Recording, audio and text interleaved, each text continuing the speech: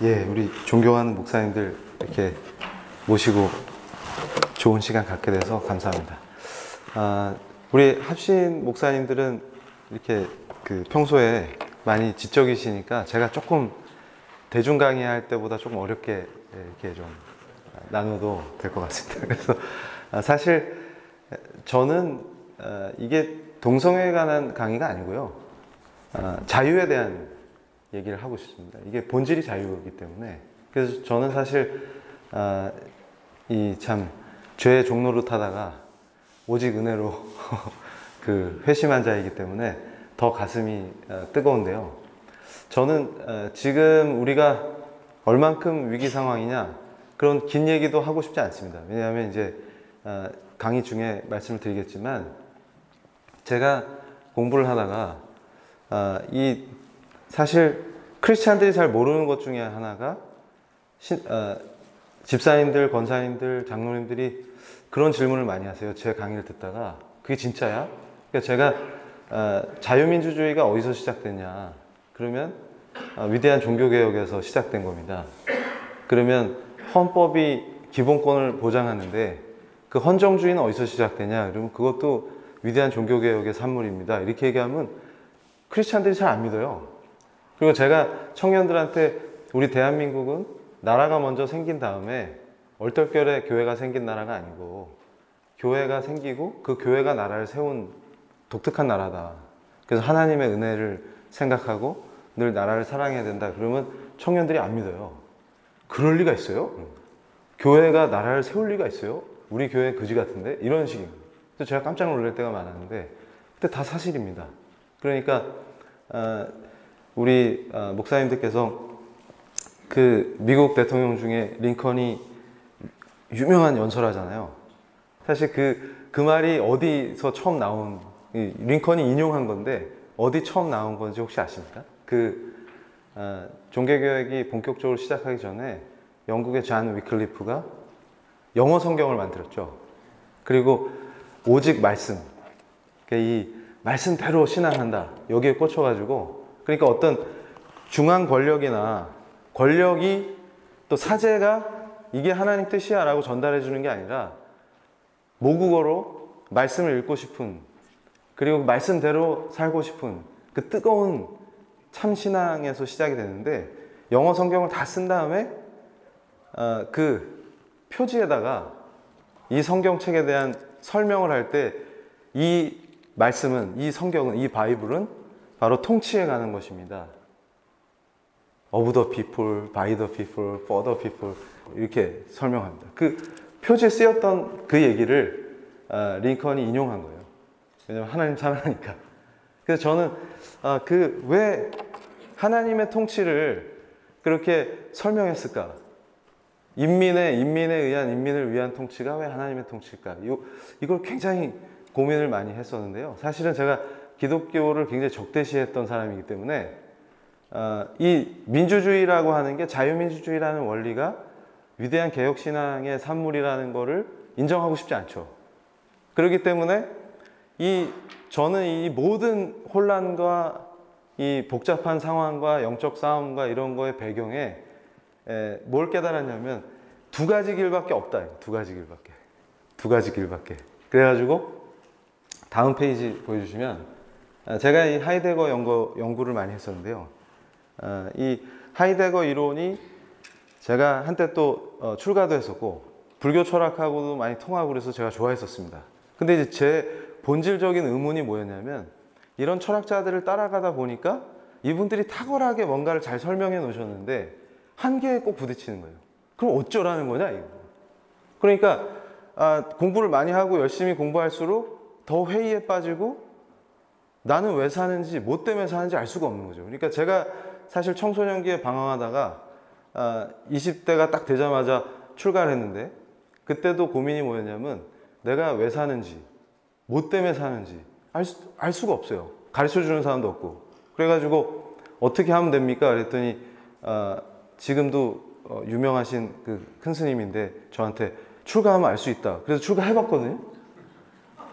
근데 이제 큰 스님이 알 수 있다고 해서 했는데 모르겠더라고요. 그리고 더 헷갈려지고 점점 그러니까 공부를 하면 할수록 더 미궁에 빠지고 내가 왜 사는지도 모르겠고 그래서 잘났다고 막 하는 교수님들한테 교수님 왜 사세요? 그러면 때리려고 그러고 건방지다고. 그러니까 아니 본인도 얘기를 못 하는 거죠. 저한테 아무도 답을 안 주니까 저는 너무 괴로웠습니다. 아니 그러니까 아침에 일어나면 살아야 되는데 왜 사는지를 모르고 인간이 살아야 되니까 너무 괴로운 거죠. 그러다가 이런 철학들을 공부하다 보면 더 황당한 게 있습니다. 제가 이제 프란시스 셰퍼가 던졌던 질문에 저도 팍 꽂혔었는데 왜냐하면 인간이 어떤 행위를 할 때 건널목이 있는데 어떤 연세 드신 여자분이 몸이 불편하세요. 그리고 백을 하나 메고 길을 건너는데 그걸 딱 보고서 두 가지 행동이 가능하죠. 하나는 차들이 빵빵거리면은 그 몸이 불편한 여성분을 도와서 길을 빨리 안전하게 건너실 수 있도록 도울 수도 있고 그 기회를 틈타서 백을 날치기 해서 튈 수 있습니다. 그럼 이 여자분은 몸이 불편하니까 못 쫓아오겠죠.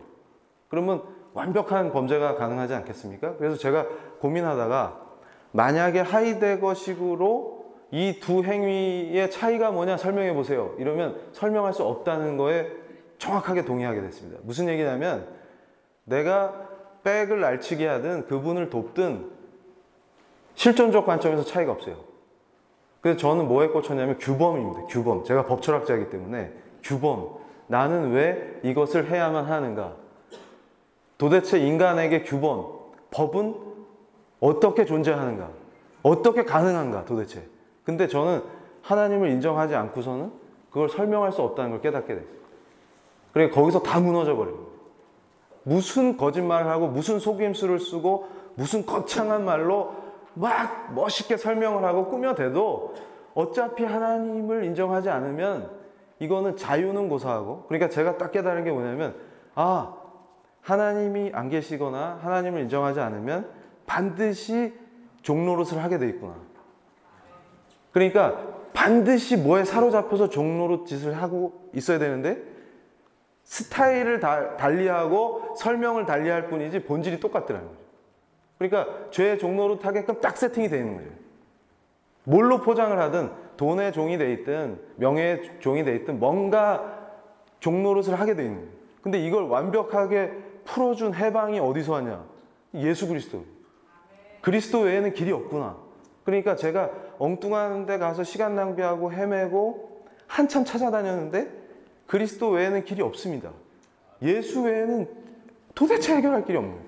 그래서 제가 깜짝 놀란 게 뭐냐면 이 철학자들이 너무 설명을 잘 해놔요. 그러니까 제가 이 실존적 불안이라는 개념이 너무나 현실적이죠. 왜냐하면 인간은 우리 목사님들께서 이렇게 성도님들 막 지도하시면서 많이 느끼셨겠지만 모든 가정이 불안에 휩싸여 있죠. 모든 개인이 불안에 휩싸여 있고. 그러니까 저보고 가끔 미쳤다 그러는데 한국에서 저처럼 욕 많이 먹는 사람이 별로 없을 것 같아요. 매일 욕을 먹는데 아침에 일어나면 빵긋빵긋 웃으면서 욕을 먹어요. 근데 예전 같았으면 저한테 누가 욕하면 살이 떨려서 잘 못 잡니다. 제가 예전에 학술대회 같은 데서 젊은 교수가 제가 발표했는데 누가 비판했다 그러면은 그걸 되받아주지 못하고 오면 끙끙 앓아요. 열받아가지고. 근데 요새는 욕먹는 게 일인데 괜찮습니다. 근데 희한한, 그래서 이게 뭐냐? 그래서 기쁨을 누리는데 원래 공포라는 건 대상이 있어요. 그러니까 귀신이 나타나든지 전설의 고향을 보니까 무섭다든지 근데 불안은 대상이 없습니다. 근데 이 실존적 불안이라는 거를 하이데거가 아주 탁월하게 설명했어요. 그러니까 인간이 일상생활을 하다 보면 실존적 불안 안에 있게 돼 있어요. 이걸 독일 말로 운하임리히 이러는데 운하임리히가 뭔지 그냥 이해가 너무 쉽게 되는 거죠.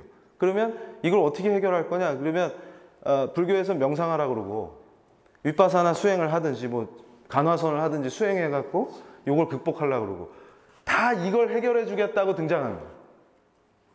근데 해결이 안 돼요. 그래서 제가 깜짝 놀랐어요.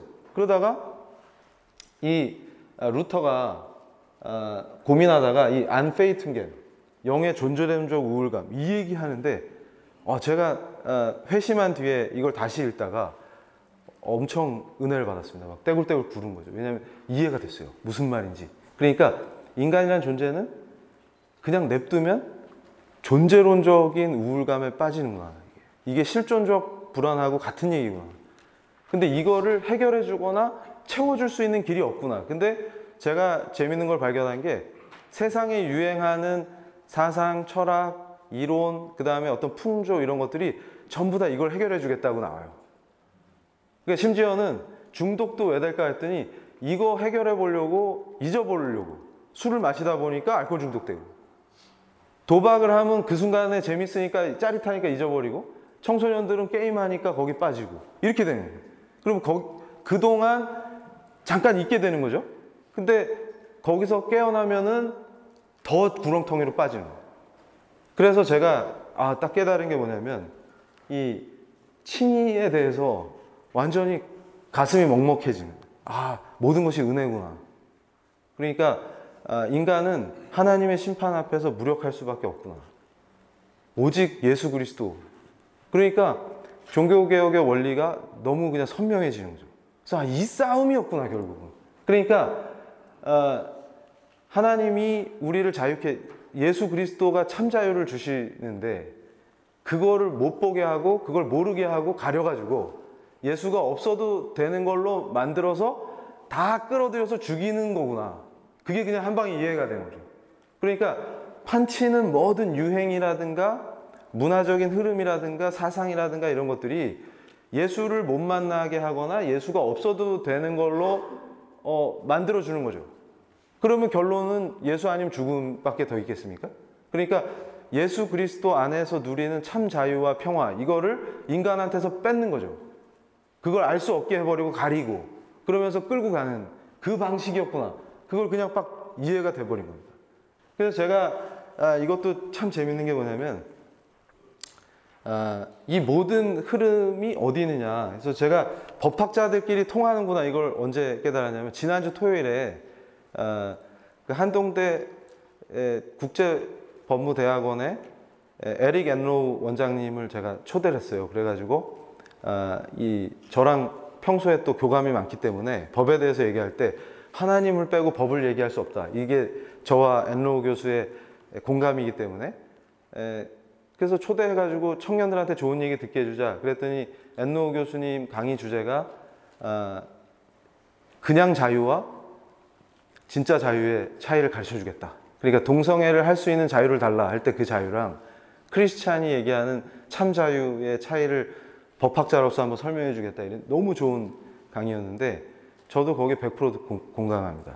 근데 그때 앤로우 교수님이 저랑 공감한 게 뭐였냐면 저는 회심 후에 다른 말씀 다 너무 말씀이 다 은혜롭지만 창세기하고 출애굽기 읽을 때 정말 많이 은혜를 많이 받았었는데요. 그러니까 교회를 공격하고 싶어서 열심히 읽을 때는 주로 이제 예수님 나올 때 감동을 많이 받았고, 그래서 이 말씀이 참 위험한 책이다, 이게 성경책이. 그래서 교회를 알아야 공격할 수 있으니까 자꾸 읽으면 이게 부작용이 자꾸 은혜를 받게 돼가지고 그래가지고 그때 나중에 이제 한국교회사를 공부하면서 이제 이 나라의 교회가 싹 없어지길 기도하면서 공부할 때 언더우드 박사님 때문에 처음 회심한 노춘경이라는 분이 고백한 게 이 책은 신비의 책이기 때문에 자기 의지와 상관없이 믿게 되는 희한한 책이다, 이렇게 고백한 걸 보고서 저도 이제 이게 그렇게 파워풀해? 그러면서 읽다 보니까 부작용이 자꾸 은혜를 받는 부작용을 겪다가 나중에 회심한 뒤에 다시 보니까 정말 은혜로웠었는데요. 이게 법학자이기 때문에 더 로마서나 출애굽이나 이 모세오경 볼 때 더 은혜가 더 많이 다 있었습니다. 왜냐하면 법의 비밀이라든가 본질 이런 게 오히려 법학 연구서 볼 때보다 더 강렬하게 깨우침이 막 일어나니까 충격을 많이 받았는데 이 출애굽기 10장 11절인가요? 그 바로가 거래를 시도하지 않습니까? 모세한테 이 백성을 다 풀어줘라. 그러면 왜 풀어줘야 되냐? 니네 왜 풀어줘야 되냐? 그러면 저나 에릭 교수님의 생각은 뭐냐면 여기 어떤 본질이 담겨있다. 지금 현재 우리 문제에. 그래서 모세가 바로를 설득할 때 당시 애국 법률이나 애굽의 세상적 이론에 아마 모세가 굉장히 빠삭하게 알고 있었을 텐데 그런 걸 인용하면서 얘기를 안 하고 하나님이 가라 그랬다. 근데 너네 가서 뭐 하려고 그러면은 sacrifice하고 worship이에요. 그러니까 하나님을 섬겨야 되니까 그거밖에 없습니다. 이유가 난 하나님 섬겨야 된다. 그러면 이제 10장 11절에서 바로가 딜을 거는 게 뭐냐면 거래를 시도하는 게 그러면 너는 가고 애들하고 여자들은 남겨놓으면 안 되겠니? 이렇게 하는 거죠. 그래서 저나 에릭 교수님이 법학자이기 때문에 여기서 민감하게 뭘 깨달았냐면 그러고 나서 또 시도합니다. 안 돼. No. 모세는 단호하게 안 된다. 다 가야 된다. 여자랑 애들만 남기고 장정들만 가는 거 안 된다. 그러니까 또 한 번 하죠. 그러면 가축들은 남기고 애들 데리고 가면 안 되겠니? 근데 그것도 안 된다. 그래서 그때 제가 팍 깨달은 게 everything. 모든 것. 그러니까 하나님을 섬기기 위해서는 모든 것이에요. 그러니까 제가 지금 현대 시대에 미국이 타협하고 유럽은 전멸했고 한국이 전쟁 중인데 이 전쟁에서 우리가 승리하는 길이 뭐냐?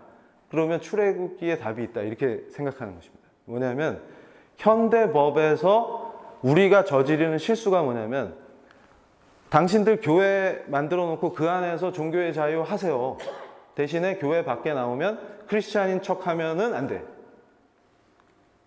기독교 안 믿는 사람들한테 상처 주니까 내색도 하지 마. 지금 심지어는 공립학교에서 우리 집사님, 권사님들, 교사들이 얼마나 핍박을 받고 있습니까? 교육청에 징계당하고.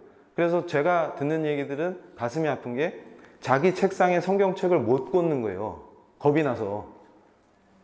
이런 실정이 됐습니다. 성경책이 뭐 나쁜 책입니까? 그래서 제가 얘기하는 거예요. 그게 바로 뭐냐면 타협하는 거죠. 그러니까 교회 안에서는 크리스찬인 척 하고 나가면 숨기고 그게 인권이다. 그게 권리다. 거기 타협할래? 그러면 좋습니다. 바로 타협하죠. 그 다음에 공교육이 완전히 창세기를 부정하고 창조 질서를 모욕하고 하나님을 모욕하고 유물론과 무신론으로 그게 진리다 이렇게 가르치는데 오케이? 괜찮다. 왜냐면 우리 따로 모여서 할 거니까. 그러면 애들은 놓고 가죠. 애들은 바로가 무서우니까 바로한테 맡기고 나만 갈게요. 이렇게 되는 거예요. 그러니까 어떤 현상이 벌어집니까? 패배하는 거예요. 저는 그걸 얘기하는 거예요. 근데 저를 왜 미워할까요? 미워할 수밖에 없죠. 예수를 얘기하니까. 예수 외에 길이 없다 그러는데 왜냐하면 에큐메니칼 아닙니까? 예수 말고도 길이 많은데 예수는 하나 초이스지. 그렇게 얘기해야 기뻐하잖아요. 그럼 타협하면 어떻게 하면 돼요? 당신들 말이 맞네. 평화롭게 삽시다. 근데 그게 평화인가요? 우리의 평화는 거기 있지 않죠. 그러니까 이 싸움이라는 겁니다. 별게 없어요. 아주 심플한 거죠. 그러니까 무슨 얘기냐면 노예 상태에서 해방을 시켜주겠다는데 그 해방의 핵심은 뭡니까? 내 모든 것으로. 그래서 저는 깜짝 놀랐어요. 이 정치나 경제, 사회, 문화가 신앙과 분리될 수 있습니까? 불가능하다는 거죠. 근데 그걸 가장 정확하게 아브라함 카이퍼라는 분이 설명해 주셨다는 거예요. 그러니까 저는 분리가 불가능한데 분리할래? 예스! 이게 타협하는 거죠. 그럼 애들은 놓고 가고 여자들은 놓고 가고 또 가축은 놓고 가고. 그러니까 내 생업하고 내 신앙은 내가 하나님을 사랑하고 섬기는 거랑 내 생업하고는 관계없는 거예요. 그러면 제가 만약에 타협했으면 근데 교수 생활하는데 별 문제 없어요. 오히려 신학교 교수님들이 지금 이 난장판을 지지하시는데 그러니까 제가 이건 저주구나. 왜냐하면 자기 아이를 찢어 죽이는 게 낙태 아닙니까? 그것도 타인을 죽여도 죄인데 자기 애를 찢어 죽이는 거가 권리라고 얘기하는 시대에 거기에 대해서 그거 권리 맞아요? 인권입니다. 선택할 수 있어요. 이제는 살인을 선택할 수 있습니까? 그래서 제가 그래요. 동성애가 죄가 아니다. 오케이. 서구 사회에서도 마찬가지죠. 동성애가 죄라고 생각하다가 말씀에서 죄라고 하면 죄입니다. 이렇게 믿던 사람들이 타협하죠. 죄가 아니다. 그래서 제가 법학자로서 궁금해서 묻습니다. 그러면 살인은 죄가 아니다. 그러면 살인죄를 형법에서 지워주면 자유를 얻습니까, 우리가? 그러니까 무슨 얘기냐면 하나님이 죄라고 하신 것을 우리끼리 모여서 합의해가지고 그건 죄가 아닌 걸로 합시다 하고 지워주고 그러면 우리가 자유를 더 확장하게 되나요? 그러니까 살인할 수 있는 자유, 동성애할 수 있는 자유, 음란할 수 있는 자유, 또 뭡니까? 수많은 죄를 지을 수 있는 자유가 자유입니까? 그게 리버테리안, 자유지상주의적인 자유죠. 그러나 우리가 추구하는 자유는 그게 아닙니다. 거꾸로. 그러니까 저는 그래요. 술을 마실 자유. 중독자에게 그게 자유입니까? 술 마시는 걸 선택할 수 있어요, 중독자가? 불가능하죠. 그게 오히려 구속 아닙니까? 근데 우리는 예수 그리스도 안에서 그거에서 노연한 자유가 뭔지를 맛본 사람들이 너의 자유를 타협하겠니? 그러면 국가는 무서운데 하나님은 안 무서운 거지. 그러니까 저와 에릭 교수의 공통된 결론은 뭐냐면 이 시대가 타협하는 게 왜일까? 모세는 바로가 안 무섭고 하나님 무서운데 우리는 하나님 하나도 안 무섭고 바로가 무섭구나. 국가가 무섭구나. 그러니까 타협하죠? 그럼 너무 간단합니다. 그러니까 예를 들어서 제가 괜히 이 고생 안 하고 저희 학교에서 먹고 살 만큼 월급 주겠다. 저도 재밌게 살면 돼요. 맛집 찾아다니고. 이 시간에 뭐하러 제가 여기서 이러고 있습니까? 간단한 문제죠. 그리고 저도 교회 잘 다녀요. 우리 교회 열심히 다니고 헌금하고 또 청년들 돌보고 그럼 되잖아요. 그럼 제가 출근했을 때 교수로서는 교회 아니니까 안 믿는 사람하고 똑같이 행동하고 그리고 뭡니까? 기독교 동아리 핍박당할 때 모른 척하고 나한테 불똥 튀면 안 되니까 그럼 되잖아요. 그리고 법학자인데도 그냥 낙태가 걸립니다. 동성애가 걸리니까 다 같이 지지합시다. 이럴 때 침묵하고 그러세요? 뭐 나한테 피해 없잖아요. 그럴 수 없다는 거예요. 왜냐하면 그렇게 살 이유가 없기 때문에. 그래서 저는 깨달은 게 뭐냐면 합리성 타령하는데 아주 기가 질렸습니다. 왜 그러냐면 하나님이 살아계신다는 전제하에서는 모세가 가장 합리적인 선택을 한 겁니다. 그래서 제가 합리적 선택 이론 하는 교수님하고 대화하다가 그 얘기를 했어요. 만약에 하나님이 살아계시지 않고 예수 그리스도가 유일하신 구세주가 아니시고 내 왕이 아니시면 전 이런 비합리적인 선택을 안 하죠. 근데 하나님이 실제로 살아계시고 그분은 전능자시고 창조주시기 때문에 저는 지금 가장 합리적인 선택을 하고 있습니다. 그러니까 그 차이예요. 그래서 저는 이게 이 포이어바우 같은 자도 어떤 겁니까? 그래서 제가 뉴조가 저를 공격할 때 막 웃었어요. 왜냐하면 포이어바우를 지지하고 싶어가지고 안달난 거 보고 야, 니네 스스로 정체를 밝히고 자폭했다. 나 공격하려고 하다가. 그러니까 저는 제가 무지한 교수라서 현대 철학을 이해를 못해서 하나님을 찾고 그러는 게 아닙니다. 왜냐하면 모세나 우리의 앞서 갔던 위대한 그 하나님의 사람들을 따라가고 싶은 것 뿐이죠. 그러니까 왜냐하면 하나님이 살아계시니까. 그건 변할 수 없는, 내가 생각을 바꾸거나 몇 명을 설득하거나 관계없이 존재하시는 분이니까 저는 가장 합리적인 선택을 하고 있는 것이죠. 그래서 이분은 뭐냐면 바로 그 점을 파고듭니다. 뭐냐면 모든 철학과 생각들이 체계화될 때 뭘 건드리냐면 하나님이 이스라엘 백성들에게 자유를 주시려고 너네를 애굽에서 구하겠다 이렇게 하시면 그걸 따라가면 참 자유인이 되는 거죠. 그러니까 하나님 백성이니까 그분의 백성이니까 풀려나는 겁니다. 이제 애굽의 통치에서 애굽에서 종된 게 끝나는 거죠. 대신 하나님 쪽에 가서 붙는 거죠. 근데 얘네들은 뭘 얘기하냐면 인간에게 바로 그 하나님이 통치하는 거기서 해방시켜 주겠다는 거예요.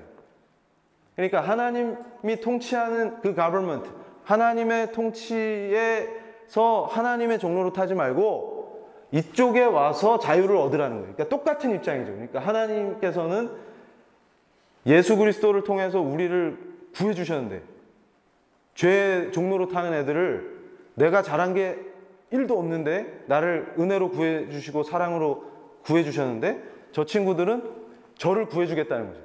예수님한테서. 근데 저는 필요 없다. 나는 너무 좋다 지금. 너무 행복하다. 이건데 얘들은 너네 그쪽에 들어가면 큰일 난다. 이렇게 가르치는 거예요. 그래서 자유를 얻자. 그래서 이분이 우리 목사님들은 이미 다 읽어보셨겠지만 기독교의 본질, 저쪽 유물론자들한테는 명저죠. 그러니까 하나님이 실제 하시는 게 아니라 사람이 필요해서 만든 게 신 아니냐 이렇게 됩니다. 그러니까 이분의 핵심 메시지는 왕좌를 뺏어라. 네가 왜 하나님의 종로로 타냐? 네가 왕이 되라 그 말이에요. 그러니까 제가 회심한 뒤에 포이어바를 다시 읽다가 깨달은 거죠. 누가 왕이냐의 문제, 이거 통치의 문제구나. 그냥 가버먼트구나. 그러니까 하나님이 우리를 통해서 하나님의 도덕적 통치가 실현되도록 나를 도구로 사용하셔서 하나님의 통치가 실현되느냐, 아니면 저쪽 애들이 통치하느냐, 누구 밑에 가서 종 될래, 이거구나. 근데 얘들은 체계적으로 철학적으로 하나님의 종이 됐을 때 너네들이 부자유하다 이렇게 가르치는 거고, 우리는 예수 그리스도 안에서만 참 자유를 우리가 누리고 풀려나는 거죠. 요 싸움이었네. 그래서 주인이 누구냐 이 문제입니다. 그래서 아까 하이데거가 얘기한 것처럼 그 본질적인 실존적 불안을 이 친구는 또 소외로 표현해요. 그러니까 항상 지구상에 존재하는 유물론의 관점에서 이 이론을 설명하는 사상가들은 항상 소외를 얘기합니다. 그러니까 종교 때문에, 여기서 말하는 핵심 종교가 유럽에서 기독교겠죠. 인간이 소외됐다. 네 스스로 자유롭게 살 수 있는데 신의 종로로 타면서 네가 소외됐다 이거죠. 그러니까 막스가 화가 났습니다. 포이어바의 영향을 받고 등장했는데, 막스는 너는 왜 종교 얘기만 하냐? 기독교 때문에 인간이 소외된 건 맞는데 기독교가 다가 아니고 더 핵심이 있다. 노동. 거기에 꽂히는 거죠. 그러니까 이 계열이 비슷합니다. 그러니까 결국은 소외된 인간을 구하겠다는 거죠. 그래서 어떻게 하면 구하냐? 혁명을 해야지. 그랬더니 그 혁명을 했더니 결국 어떻게 됐습니까? 사람이 구해지는 게 아니라 진짜 노예가 됩니다. 그것도 아주 최악의 상태. 애굽의 노예는 신사죠. 수용소에 갇히는 엄청난, 그러니까 현실적 자유가 완전히 박탈된 상태에서 인간이 짐승 취급을 당하는 상태로 추락해버리는 겁니다. 그러니까 제가 이걸 연구하다 깨달았어요. 하나님을 대적해서 자기가 왕 되겠다고 하는 저 패역한 반역, 대반역, 저게 뭘까? 창세기 3장에 나오는 죄성의 본질이구나. 반역이구나. 그러니까 하나님의 언약은 사랑인데 기본이, 그러니까 십계명도 구속하려고 주신 게 아니라 우리를 위해서 주신 건데 그걸 억압이라고 생각하고 하나님으로부터의 자유구나. 그걸 시도하면 혁명적으로 시도하고 인간들 귀에 쏙쏙 들어오죠. 왜냐하면 제가 그걸 깨달은 게, 하나님 말씀은 제가 깨달은 게, 말씀은 읽을수록 은혜롭지만 이해가 잘 안 됩니다. 금방 잘 쉽게 이해가 안 돼요. 자기 머리로는. 근데 뱀의 속삭임은 이해가 되죠. 왜냐하면 맞춤형이니까. 그래서 지적인 척 하는 사람들한테 철학이 왜 달콤합니까? 그걸 충족시켜 주잖아요. 그러니까 딱딱 들어맞지. 그러니까 뭐예요? 여기서 하나님께 반역하면 자유가 있다. 그럼 하나님으로부터의 자유 아닙니까? 그랬더니 시체가 산으로 쌓이고 다 죽는다. 그래서 제가 아브라함 카이퍼도 의회에 진출하셨을 때 아동노동 금지하는 법을 입법하잖아요. 근데 그 당시에도 아나키스트들이나 막시스트들이나 이런 사람들이 네덜란드 안에서 아동노동을 막기 위해서 움직였습니다. 근데 고민이 된 게 뭐냐면, 제가 그래서 실험을 해봤어요. 우리 교회에는 우리 목사님들 많이 겪어보셨죠? 똑똑한 척하는 성도들이 열나 많지 않습니까? 그래가지고 저도 어떤 청년이 열나 똑똑한 척하면서, 교수님 지금 교회는 다 썩었습니다. 그래서 제가, 내가 볼 땐 네가 썩은 것 같은데. 교회가 다 썩었습니다. 그래? 그리고 너는 깨끗하냐? 네. 그렇죠. 그러면서 제가 공부를 했는데 초기 교회는 열나 공산주의적이었대요. 그래서 누구 얘기를 들었어, 또 김 동그라미 주라고. 그래가지고 그런 데 가서 이제 강의 듣고 와가지고 저한테 그런 거예요. 교수님, 초기 교회는 연락 공산주의적이었대요. 그러니까 우리 기독교는 원래 공산주의랑 통합니다. 그런데 지금 썩어 빠진 교회가 미쳐가지고 자본주의에 물들어가고 탐욕스러운 교회가 돼서 초기 교회 정신을 잊어버렸어요. 그래서 야, 그럼 초기 교회는 뭐가 좋은데? 그랬더니 네 거 내 거가 없대요. 얼마 줬습니까? 그래가지고 제가 그랬어요. 너 지금 지갑에 얼마 있냐? 5만 원인데요? 그거 나 줘라. 근데 저를 딱 째려보는 거예요. 아니, 이 교수가 학생 삥을 뜯어? 이런 분위기. 그래서 빨리 줘라. 근데 왜요? 그래서 필요하다 내가. 그래서 제가 왜 줘야 하죠? 네 거 내 거가 없어야지. 너는 부패하지 않은 크리스찬 아니냐? 지금 초기 교회를 실현해보자. 그 5만 원 빨리 날 다오. 그랬더니 뭐 이런 교수가 있어? 막 이러고. 그래서 야, 공산주의랑 기독교가 통한다며. 공산주의는 원래 필요에 의해서 분배하는 거야. 5만 원이 지금 내가 필요하거든? 넌 필요 없잖아. 저도 필요한데요. 아까까지 없었잖아. 빨리 줘. 애가 노래지는 거야, 얼굴이. 그래서 제가 그랬습니다. 기독교의 본질과 공산주의의 본질이 다르다. 그걸 어떻게 알아요? 카이퍼는 진짜로 사랑의 마음으로 아동이 노동에 혹사당하는 거에서 구하고 싶은 거고, 시각이 다르다. 이 사람들은 계급의식으로 이 문제를 접근한다. 그렇기 때문에 그래서 제가 삭개오 예를 들었어요. 야, 공산주의식으로 정의를 실현해볼까? 그럼 삭개오는 인민재판에 회부돼서 죽창에 찔려 죽어야 됩니다. 인민의 적이죠. 그런데 삭개오가 어떻게 변신합니까? 예수님을 만나니까 무릎을 꿇죠. 나의 주님, 나의 주, 나의 하나님. 그걸 인정하는 순간에 삭개오가 변신을 해가지고 율법이 정한 것보다 초과해서 갚는다. 그러니까 법을 능가하는 도덕성이 어디서 나오냐? 예수 그리스도가 아니면 안 된다, 이게.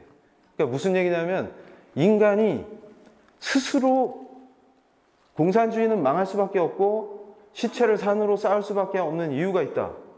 매일 북유럽에 복지 타령하는 교수들한테 물어봐라. 우리 목사님들 잘 아시죠? 유럽에서 세금 얼마나 많이 내는지. 파리에서 살려면 세금 왕창 내야 되죠. 그래서 제가 복지 타령하는 교수님들한테 그럽니다. 교수님 소득의 60%를 세금으로 내셔야 되는데? 그럼 싫지. 그러면 뭘로 복지를 하죠? 내 건 놔두고 제 걸로. 그러니까 아까 그 청년도 내 5만 원은 지키고 다른 내가 필요할 때 제 주머니가 내게 되면 되죠. 그게 네 거 내 거 없는 거죠. 그러니까 무슨 얘기냐면 예수님이 강요하신 적이 없죠. 저한테 강요하신 적도 없습니다. 그게 불가능해요.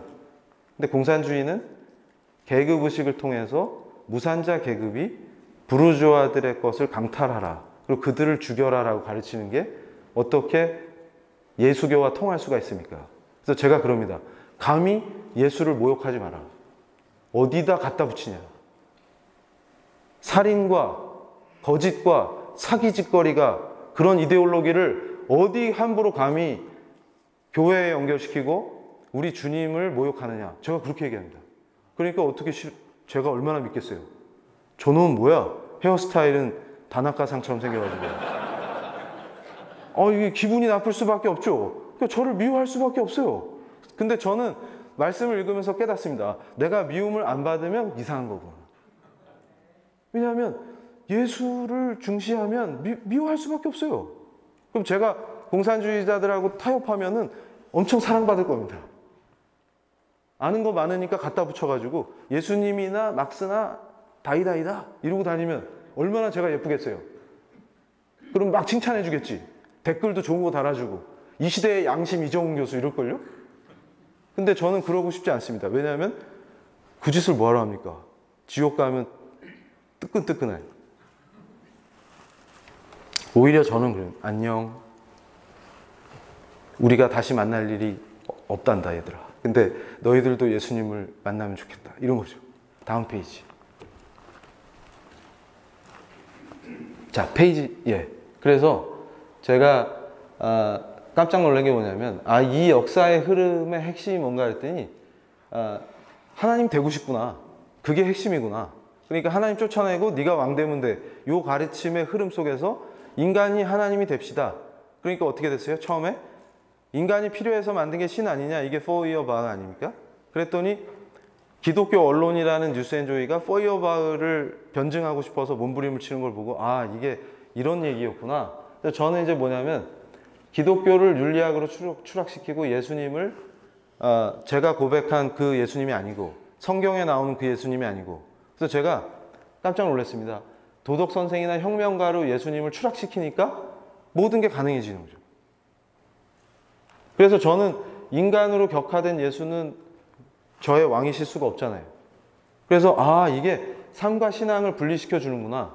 그래서 저는 이제 깨달았습니다. 아, 교회가 세속화된다는 의미가 뭘까 그랬더니, 제가 젊을 때 군법사 임관하기 전까지 잠깐 승려로 지냈었는데, 그때 이제 우리 조계종에서 우리라 그러면 안 되지. 과거의 조계종에서는 세속화를 절에서 도시로 나와가지고 짜장면 시켜 먹고 이러면 세속화죠. 그래가지고 웨이터가 스님 고기는 어떻게 할까요? 그러면 딱 째려보면서 까로 딱 이러면 세속화인데, 반대로 우리는 어떻게 하면 세속할까 그랬더니 아, 산으로 기어 들어가면 세속하구나. 그걸 이해했어요. 뭐냐면 우리는 세상 속에 살아야 돼요. 여기서 영적 전쟁을 벌여야 돼요. 그러니까 정치면 정치, 경제면 경제, 정치, 경제, 사회, 문화 어떤 영역에서도 내가 부르심 받은 여기서 하나님의 도구로 살아야 된다. 그래서 제가 마태복음 언덕 위의 도시, 레이건 대통령이 엄청 좋아했던 그 말씀을 좋아하는 게 크리스찬은 드러날 수밖에 없구나. 헤어스타일 때문에 드러나는 게 아니라 드러날 수밖에 없구나. 그럼 공격받는 것도 당연하구나. 이게 그냥 이해가 됐어요. 아, 이런 거였구나. 그래서 삶과 신앙이 분리되면 그게 세속화구나. 그러니까 우리 신앙은 삶과 신앙이 분리되면 그게 세속화구나. 거꾸로 캐톨릭은 수도원에 기어 들어가서 도시로 안 나와야 성스러운 건데, 불교는 산속으로 깊이 들어가서 법정 스님처럼 찾아오는 사람도 안 만나주고 해야 성스러운 건데, 우리는 세속화가 오히려 산으로 기어 들어가거나 수도원으로 기어 들어가는 게 아니라 도시 한복판에서 하나님의 도구로 살아야 됩니다. 나를 통해서 하나님의 주권이 선포되도록 빛과 소금의 역할을 해야 되는구나. 그게 딱 이해가 되는 거죠. 그래서 요거를 깨트려 가지고 우리 집사, 권사, 장로님들을 세속화시키는 게 교회 나올 때만 교인이고 나가면 안 믿는 사람하고 똑같이 만들어주는 그런 훌륭한 개혁? 리폼도 된 건가요, 그게? 그걸 하고 있구나. 그게 이해가 된 거죠. 다음 페이지.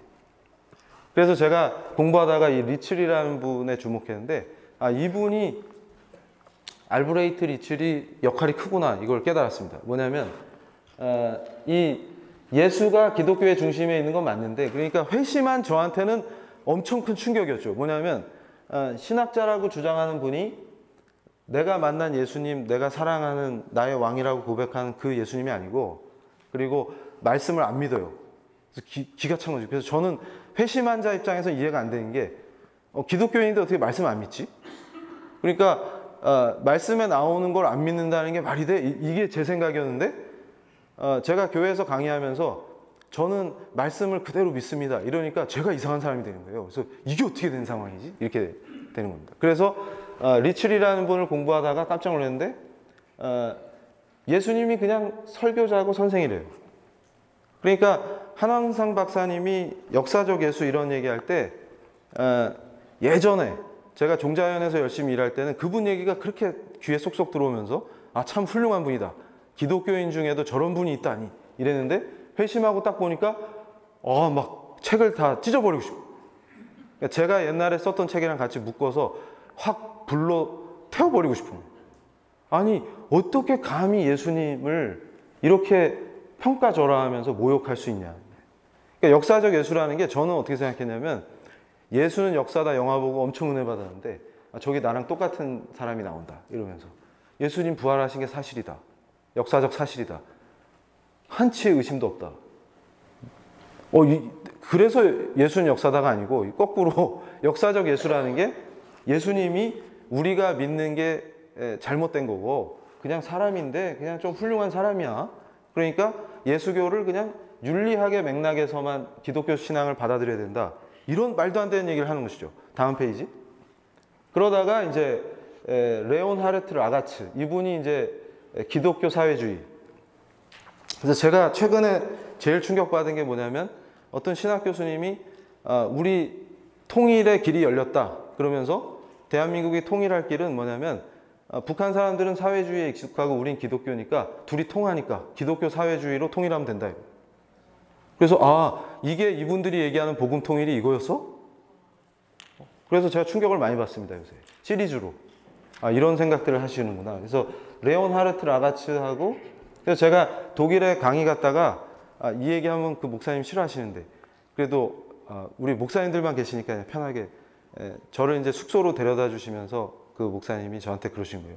내가 독일에 처음 유학 올 때 이 라가츠 전공하러 박사 논문 쓰려고 왔는데 제가 마침 독일이니까 필 받아가지고 라가츠 얘기를 많이 했거든요. 그랬더니 목사님이 너무 좋으셔갖고 근데 그게 다 헛된 거라는 걸 깨닫고 다시 예수님께 철저하게 돌아왔어 이러면서 저를 막 격려해 주시고 기도해 주시고 그래서 저도 막 은혜 받고 막 그랬는데 이 라가츠, 레온 하르트 라가츠나 그래서 쿠터와 라가츠 요 계열, 그러니까 제가 이제 칼바르트가 처음 등장했을 때 라가츠의 그냥 한 추종자 정도로 인식하다가 그게 아니라는 걸 알고 이제 빵 터진 그런 역사가 있죠, 실제로. 그런데 사회주의는 예수에 선포된 하나님의 나라를 가르치는 세속적인 비전이다, 이렇게 가는 것이죠. 그러니까 결국은 예수와 예수의 가르침은 사회주의로 현실에서 실현될 수 있다, 이렇게 설명하는 겁니다. 그래서 제가 절대 그렇지 않다, 본질이 다르다. 그러니까 저는 이거를 청년들한테 요즘 설명해 줄 때 시선의 차이로 설명합니다. 그러니까 아브라함 카이퍼와 사회주의자의 차이는 뭘까? 그랬을 때 제가 발견한 게 시선이 다르구나. 그러니까 카이퍼는 피해자를 봅니다. 근데 항상 사회주의자들은 계급의식을 갖고 있기 때문에 가해자를 봐요. 그러니까 어린이의 노동을 착취하는 저 자본가들을 처단하라에 꽂혀요. 그게 이들의 저스티스입니다. 근데 카이퍼 박사님은 예수의 사람이기 때문에 진짜로 아동을 구하고 싶어요. 그래서 제가 그걸 이해했어요. 그렇구나.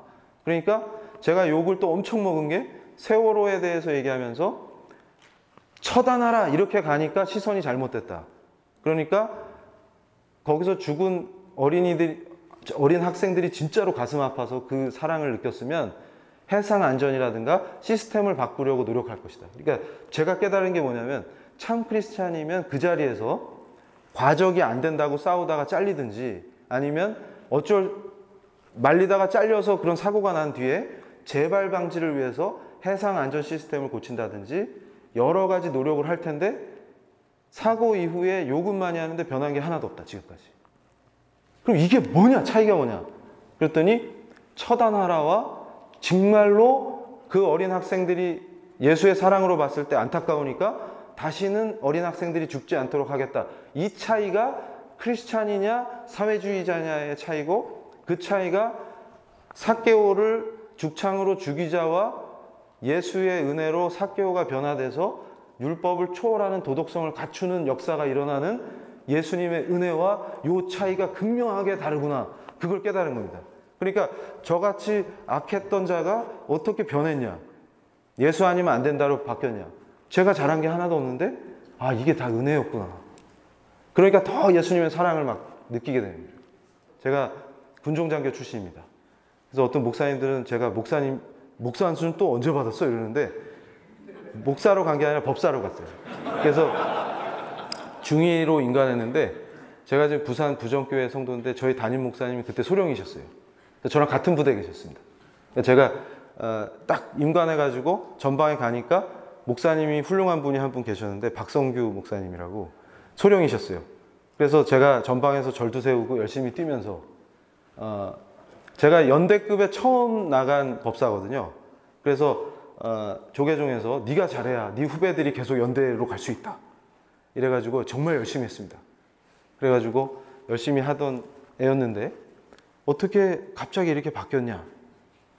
그러다가 이제 군법사 마치고서는 종교자유정책연구원이 시작할 때부터 거기에 참여해가지고 온갖 교회를 어떻게 하면 효과적으로 공격할까 작전도 피고 진짜 무서운 거 하나 할 뻔했죠. 우리 장로님들, 집사님들 열심히 선교하면 싹 잡아들일 수 있는 법도 기획하고, 그게 2008년에 법이 될 뻔하지 않았습니까? 그래서 뉴스앤조이가 그거 거짓말이래 그랬더니 제가 그 당시 불교계 신문을 딱 증거로 내세우면서 야, 불교계도 인정한 걸 니네는 왜 거짓말이라고 그러냐. 그래서 제가 깜짝 놀란 게 그 법 막을 때도 제가 쓰임 받았거든요. 그때는 회심한 뒤여가지고 이 법 통과되면 진짜 우리 교회에 어떤 위험이 있는지 만든 놈이 더 잘 알지 않겠습니까? 그래가지고 이거 위헌이다 이러고 나서가지고 그때 진짜 죽을 뻔했습니다. 그래서 그때 이제 한참 분위기 안 좋았는데 야, 니네 편이 위헌이라지 않냐 이래가지고 무너졌어요. 그러니까 저쪽은 종자연은 지금도 제가 왼수죠. 그랬더니 종자연 얘기를 듣고 거짓말이다 이랬다가 제가 그 당시 언론을 딱 소개하면서 아니 당신들은 내가 적진에 들어가서 하나님 은혜를 갚고자 목숨 걸고 이 법을 날려버리는데 기여했는데 내가 예쁘지 않고 종자연이 교회 해치는 단체가 아니고 중립적인 진짜 종교 연구하는 단체다 이렇게 설명하니까 둘이 한 패지. 제가 그렇게 얘기했습니다. 제가 이상한 사람이죠. 그래가지고 중요한 건 뭐냐면 이 사람들이 이렇게 활개치는 본질이 뭐냐 그랬더니 바로 예수님을 폄하하고 성서대로, 그러니까 성경의 권위를 인정하지 않고 예수님을 인정하지 않는. 그래서 이 역사가 시작되는구나. 다음 페이지. 그래서 제가 요쪽 라인을 쫙 정리를 해봤습니다. 그래서 세길 기독사회문화원, 여기에는 과거에 저랑 친했던 교수님들도 많이 계시고 그래가지고 이게 역사적 예수, 이게 저는 예수는 역사다 그건 줄 알았는데 그게 아니고 예수는 성경에서 얘기하는 그 예수가 아니라 그냥 도덕선생이나 혁명가다 이런 식으로 가는 거죠. 그 다음에 제가 제일 쓰러질 뻔한 게 이거예요. 유영모와 민중신학. 그래서 한국적 범죄 신론 이러면서 예언과 신비를 수행으로 지행합의를 하는 것으로 기독교 신앙을 할 수 있다는 거예요. 그래서 이게 뭔 소리야 도대체. 그래가지고 저는 우리 예수님을 모욕하고 하는 것들을 정확히 이해해야 청년들을 잘 이런 데 안 빠지게 가르칠 수 있겠다 해서 읽는데 솔직히 말씀드리면 2번 토할 뻔했습니다.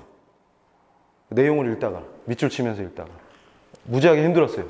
그런데 이런 거를 가르치는 사람들의 정체가 뭐냐. CR 사상이니 이런 거 정말 저는 견딜 수가 없는 거예요. 그러니까 말씀 읽고 묵상하고 기도하면서 은혜 받았을 때 이런 거 읽으면 내면에서 거부감이 올라오니까 구토까지 일어납니다. 근데 이런 것들이 이제 판을 치는 것이죠. 다음 페이지. 그래서 공통점이 뭐냐 그랬더니 전부 다 동성애가 인권이니까 포용해야 된다 이겁니다. 그래서 저는 그런 거죠. 아까도 말씀드렸던 것이 자유의 본질이 뭘까라고 생각할 때 저는 이 죄의 종로로 타던 자에서 예수님의 은혜로, 그러니까 저는 예수 그리스도가 아니면 참 자유를 맛볼 수도 없고 그분이 우리를 해방시켰다. 그렇게 지금 받아들이고 있는 거죠. 근데 그걸 뒤집으면 동성애를 할 수 있는 자유를 가르치고 법과 타협하면 어떤 일이 벌어지냐. 그러면 크리스찬의 종교의 자유가 빼앗깁니다. 이게 서구에서 일어나는 현상이죠. 그러니까 무슨 얘기냐면 기독교인이 2등 시민으로 전락하면서 우리 신앙의 자유를 박탈당하는 쪽으로 가요. 그러니까 제가 깨달은 게 뭐냐면 그리스도의 은혜로 쟁취한 자유를 타협하면 실제 실정법상의 자유를 뺏기는구나. 그 구조를 알게 됐어요. 그러니까 바로에 맞서서 하나님이 명하셨기 때문에 나는 목에 칼이 들어와도 나는 이거 타협이 안 됩니다. 이렇게 할 때 자유를 지킬 수가 있는데 반대로 바로가 무서워서 바로 타협해주면 그 길로 노예로 전락한다. 그러니까 크리스찬들이 자유를 뺏기는 거죠. 그러니까 영국의 공공질서법 때문에 노상에서 예수님만이 길이요 진리요 생명이다. 이슬람 믿으면 지옥 갑니다. 그 얘기 하신 분이 뭐예요? 오버드와 스토겔. 두 분이 현장에서 체포됐죠.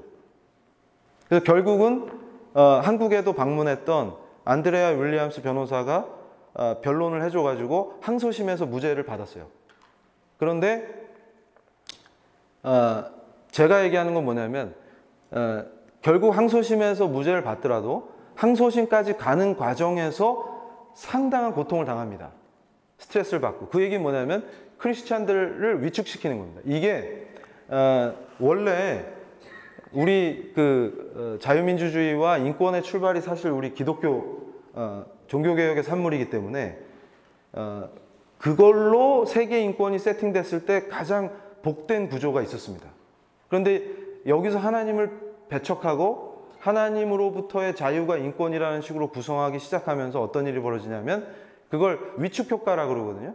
chilling effect라고 그러는데 위축효과가 표현의 자유를 억압하는 가장 강력한 수단이에요. 뭐냐면 제 스스로 말을 할 때 자기 검열을 하는 거죠. 아, 이거 얘기했다 큰일 나는 거 아니야? 이렇게 되는 거죠. 그러니까 무슨 얘기냐면 목사님들이 설교하시거나 당당하게 자기 생각을 표현하실 때 스스로 검열하게 되는 거예요. 자꾸 내가 이 얘기했다가 뭐 귀찮게 되는 거 아니야? 뭐에 휘말리는 거 아니야? 이게 위축효과죠. 그러니까 아예 법체계 자체가 크리스찬들로 하여금 위축효과를 맛보게끔 세팅되는 구조로 갑니다. 근데 그게 어떻게 시작되냐면 혐오 표현을 규제한다라는 거에 동의하기 시작해요. 그러니까 목사님들이 얼른 생각해 보셨을 때 우리 서구에서 발달된 자유를 생각해 볼 때 내 아이를 어떤 방식으로 키우냐에 공권력이 개입한다 그러면 서구인들이 용납 안 하겠죠. 근데 그게 어떻게 열리기 시작했습니까? 그게 에릭 교수나 제가 얘기하는 노예화의 과정이죠. 그러니까 국가의 지배를 받아들이는 거예요. 그러니까 내 가정 안에서 내 아이를 말씀과 찬양으로 키우고 싶은데 거기에 개입할 수 있는 여지를 열어줍니다. 그러니까 캐나다에서 벌어진 일이 그런 거죠. 빌 AD9이 크리스찬 가정이 만약에 자녀가 나 트랜스젠더 할래, 수술시켜줘. 그리고 부모가 거절하면 공권력이 개입할 수 있는 여지를 법이 열어준 거죠. 거기에다가 창조 질서를 정면으로 부정해서 공격할 수 있도록 길을 열어줬는데 거기에 대해서 우리가 저항하면서 나는 창세기를 믿는다. 성경을 믿는다. 이 말을 하면은 법이 제재를 할 수 있도록 길을 열어줬죠. 그러니까 우리는 어디서만 할 수 있어요? 숨어서 모여가지고 우리끼리만 나는 성경을 믿고 창조 질서가 참된 질서고 하나님은 남자와 여자를 그분의 형상에 따라서 만든 거 외에 다른 성은 없어. 이런 얘기를 우리끼리만 해야 돼요. 나가서 하면 제재를 받게 돼요. 그 얘기는 뭐냐면 자유가 있었는데 그걸 세속 권력과 타협하면서 내주니까 노예로 전락하는 거예요. 그리고 내 애들은 공교육에만 보내면 자연스럽게 성경이 거짓말이라는 걸 가르치는 걸 배우게 되고 창조 질서를 모욕하게끔 배우게 되고 그 구조 안에 들어가는 것입니다. 그래서 제가 우리 교계에서 처음으로 68혁명을 강조했었는데요. 이거 가지고 또 방어하시느냐고 지금 여러분들이 애를 쓰고 계세요. 신학교 교수님들도. 68은 그런 게 아닙니다. 오해하지 마세요. 막 그러는데 뭘 오해를 합니까? 뭐를. 그래서 오늘도 제가 기차 안에서 68 전문가가 쓴 글을 읽고 왔는데 그러니까 자기들이 글 쓸 때는 제가 한 얘기 똑같이 해놓고서 방어할 땐 아니라고. 누구 말이 맞는 거예요?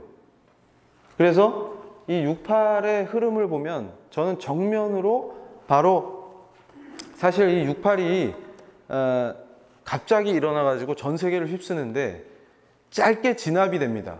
그래서 우리가 착각하는 것 중에 하나가 68은 별 영향이 없어 이렇게 생각하는 거죠. 근데 제가 얘기하는 건 뭐냐면 이 68혁명의 영향이라는 건 뭐냐면 이때 아이디어들이 실제 제도화되고 법을 장악합니다. 그러니까 혁명의 방식이 달라요.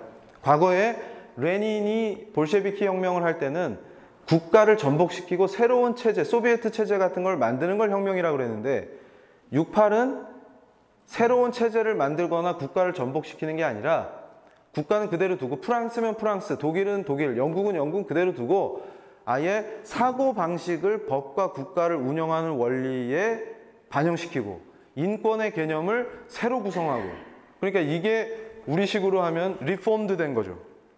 그래서 기존의 종교개혁의 산물로 등장한 인권이 아니라 이제 새로운 인권 패러다임을 구성해내는 것입니다.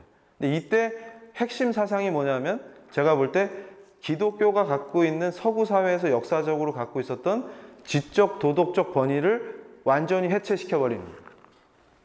그래서 여러 가지 장점도 있었어요. 뭐냐면 남성 중심적 문화가 개선된다든지 몇 가지 장점들이 있죠. 교수들이 권위주의적이다가 굉장히 친근하게 바뀌었다든지 이런 장점들도 있습니다. 실제로 변화들이 일어나는 것이죠. 그러니까 제가 얘기하는 건 뭐냐면 여성이 억압돼서는 안 됩니다. 그렇다고 급진적 페미니즘이 교회를 침투해서는 안 되겠죠. 근데 이 68 혁명의 흐름 속에서 국가별로 특징을 보이지만 저는 그래서 그 얘기를 하고 싶은 거예요. 미국에서도 69년도에 그 우드스탁 페스티벌이었나요? 락에 미쳐가지고 젊은이들이 뉴욕주의 한 시골 벌판에서 난리가 나지 않습니까?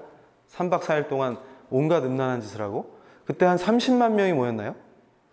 근데 그게 히피 정신과 베트남 반전운동, 그 다음에 미국 정부에 대한 공격, 그 다음에 또 뭐가 있었죠? 억압된 성윤리와 성도덕에 대한 저항, 이런 게 다 포함됩니다. 그러니까 한마디로 얘기해서 68의 정신은 모든 금지하는 것을 금지하라. 그래서 권위를 해체하는 거예요. 그래서 저는 뭘 생각하냐면 젊은이들이, 저도 여기에 열광했었는데, 이 사상이나 이 풍조에 열광했었는데 이게 자유고 해방이라는 느낌이 듭니다. 실제로. 근데 제가 회심한 뒤에 깨달은 게 뭐냐면 그건 자유가 아니었구나. 결국은 더 큰 고통. 그래서 지금도 제가 보면 대학가에서 젊은이들이 성윤리나 성도덕을 지키고 거룩하게 살지 않으면 결국 씻을 수 없는 상처나 고통에 빠지게 되는 걸 보거든요. 그러니까 결국은 그게 자유고 기쁨인 것 같지만 결국은 결과는 처참합니다. 그러니까 돌이킬 수 없는 상처를 남기든지 고통을 당하게 되죠. 그것 때문에. 그래서 제가 깨달은 게 뭐냐면 예수님 안에서 예수님 사랑하니까 그 과거의 율법, 그러니까 비구 스님이 지켜야 되는 계율이 한 300개가 넘거든요. 그럼 300개를 쭉 써서 붙여놓고 몇 분 안에 무너지나 체크하면 재밌습니다. 그러니까 그걸 지킬 수가 없다 그 말이죠. 그런데 제가 회심할 때 깜짝 놀란 게 뭐냐면 예수님을 너무 사랑하게 되니까 법을 지키려고 저는 법학자지만 법을 못 지키는 그런 쓰레기 같은 자거든요. 근데 이게 경건한 생활이 되는 게 깜짝 놀라요. 그러니까 이게 엄청난 자유구나 이게. 근데 그거를 모르니까 애들은 음란한 게 자유가 되는 것이죠. 그러면 돌이킬 수 없는 상처와 고통에 빠져드는데 그거를 아예 정치 이데올로기화하고 제도화하고 법으로 규정하면서 야 얘들아 다 자유다 이렇게 하면 어떻게 될까요? 죽음의 길로 가는 것이죠. 제가 깜짝 놀란 게 뭐냐면 이때 동성애가 중요한 게 아니라 동성애는 어떤 역할을 하냐 이때 뭐냐면 동성애자를 프랑스에서도 68이 휩쓸고 갔음에도 불구하고 80년대까지 동성애자들이 창피하니까 양지로 못 나오고 음지에만 있었어요. 근데 언제 이게 등장하냐면 68이 확 지나가니까 사고방식이 바뀐 거죠. 그래서 야 괜찮아. 그냥 다른 거지 틀린 게 아니야. 그런 얘기 제일 잘하죠. 이건 다른 거지. 정죄하지 마. 이러면서 요거를 인권 패러다임을 바꾸면서 동성애와 소수자라는 이름으로 마이너리티라는 이름으로 이걸 앞장세우기 시작합니다. 그러면서 뭐가 뒷받침해 주냐면 68 때 폭발한 게 성정치 성혁명 이론이에요. 그런데 요즘 이제 저를 비판하는 일부 신학 교수님들이나 철학자들이 이정훈 교수는 이 68과 마오이즘을 매우 깊은 연관을 가진 것처럼 설명하는데 사실은 그렇지 않다 이런 식으로 얘기하는데 아닙니다. 뭐냐면 이 당시 유럽의 젊은이들은 베트남의 호치민과 특히 중국의 마오에 열광했어요. 그런데 이게 이제 이 당시에 리더였던 애들도 지금 회개하고 있는 게 뭐냐면 우리가 잘 몰라서 그랬다. 그러니까 중국에서 그렇게 많은 인민이 학살당하는지 몰랐다. 좋은 면만 본 거죠. 그래서 제가 얘기합니다. 철부지들의 혁명 이렇게 표현합니다. 그러니까 뭐냐면 미니스커트, 마약, 락앤롤 이런 게 자유다. 그러면서 동양에서 일어난 공산혁명을 미화하고 이게 호치민은 진짜 영웅이야. 체게바라가 나의 영웅이야. 마오가 나의 영웅이야 그랬는데 막상 본인이 그 시대 중국에 가면 바로 죽는 거죠. 그러니까 중요한 건 뭐냐면 이 68의 흐름 속에서 제가 본 게 뭐냐면 유럽이 2차 대전의 폐허를 극복하고 매우 부유해졌을 때 이런 움직임이 일어납니다. 그래서 저는 한국에서 일어나는 현상들하고 매우 유사하게 봐요. 지금 이런 거에 미쳐있는 청년들이 가난을 경험한 적이 없는 세대죠. 그러니까 비슷합니다.